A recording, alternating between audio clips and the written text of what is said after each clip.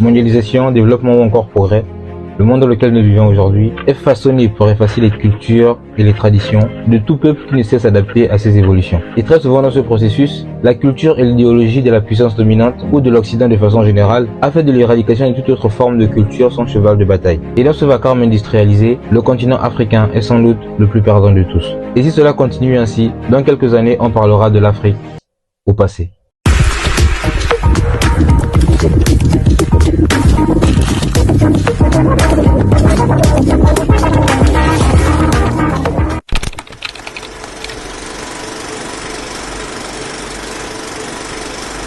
Bon, je dis ailleurs qu'avant tout propos, le but pour moi en faisant cette vidéo n'est pas de faire la chasse aux sorcières à X ou à Y, mais de simplement éveiller les consciences qui peuvent encore l'être et de mettre les Africains en général et la jeunesse africaine en particulier face à cette réalité qui malheureusement est bien plus vraie qu'on ne le pense. Maintenant que ceci est dit, rentrons pleinement dans le vif du sujet.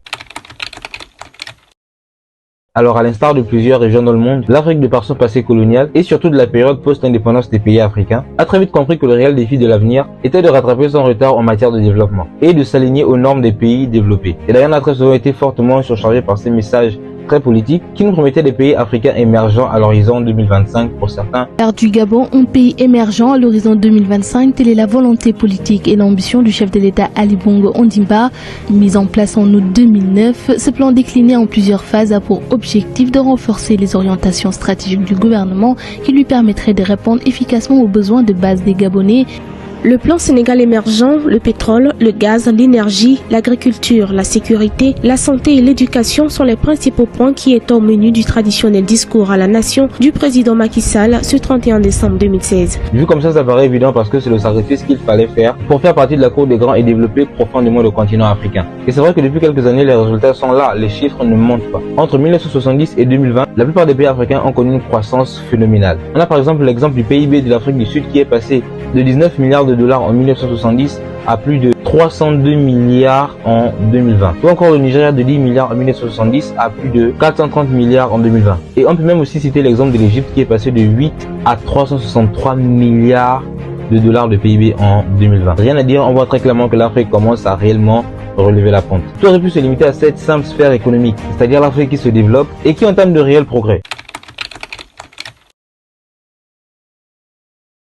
Mais le véritable problème dans cette situation, c'est que le modèle de développement que veut adopter les pays africains est en train de littéralement détruire ce qu'est fondamentalement l'Afrique. Le véritable problème avec le développement en Afrique, c'est que l'immense majorité des pays africains veulent se développer en calquant ou en imitant à la lettre ce que sont les pays occidentaux. On va prendre un exemple tout simple, l'exemple de la langue. Aujourd'hui en Afrique, on compte plus de 13 pays qui ont pour langue officielle le français. Et nous avons une quinzaine qui a pour langue officielle l'anglais et environ 5 qui ont pour langue officielle le portugais. Alors je tiens à préciser que le problème ce ne sont pas ces langues en elles-mêmes, car nous vivons dans une époque où la mondialisation est omniprésente. Et pour communiquer entre nous, nous avons besoin de nous entendre, de nous comprendre. Et donc le fait qu'un pays ait pour langue officielle l'anglais, l'espagnol ou le français, mais le véritable problème réside dans le fait que rien n'est fait pour préserver les langues locales. C'est inadmissible et inacceptable de se dire qu'on prend des langues étrangères qu'on place comme étant des langues officielles au détriment des langues locales. Car n'en déplaise, la langue locale est censée représenter la culture et un peuple en particulier. Et le problème est bien plus profond dans certains pays parce que dans ces pays, les langues vernaculaires ne sont même pas enseignées à l'école et souvent même, ce qui est pire encore,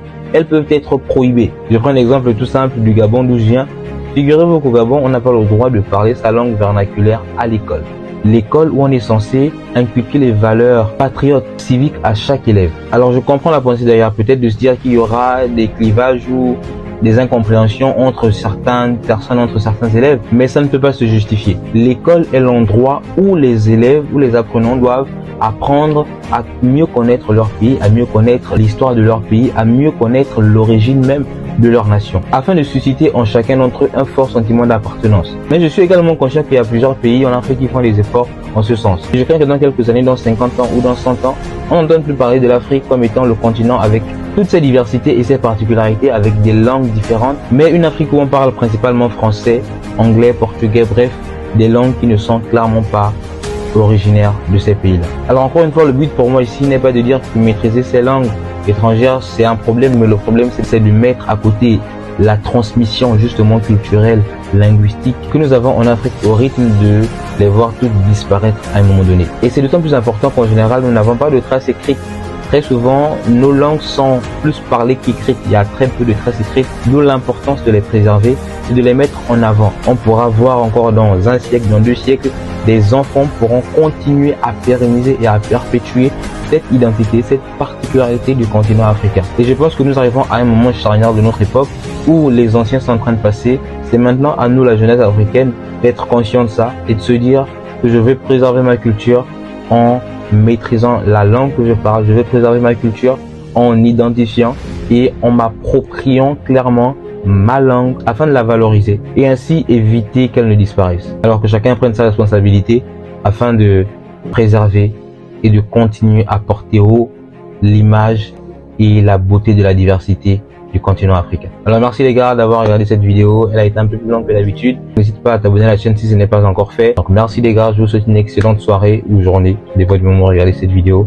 Et moi je vous dis à la prochaine. Ciao ciao.